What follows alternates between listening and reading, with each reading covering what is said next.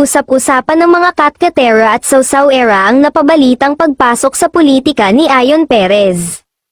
Tatakbo kasi ang partner ni Vice Ganda bilang konsehal sa isang bayan sa Tarlac. Cited din siya sa isang forum kung saan nanumpa siya bilang bagong miyembro ng isang political party na suportado ng kanilang gobernador.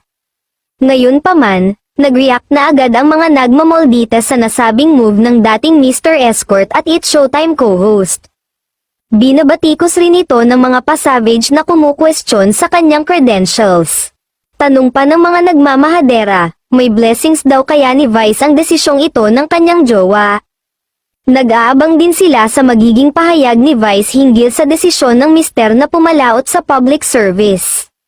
Very vocal kasi noon ang unkabogable star sa pagsasabing hate niya ang mga trapo at mga kandidatong mema lang o walang maipagmamalaking credentials. Sa katunayan, may mga nag-engganyo noon sa TV host comedian na sumabak sa politika pero tinanggihan niya ito. Hirit niya, hindi raw niya forte ang politika kahit naniniwala siyang pwede siyang manalo dahil sa dami ng kanyang followers. Dagdag pa niya, dahil sa walang kaalaman sa nasabing larangan, baka raw maipahamak pa niya ang Pinas.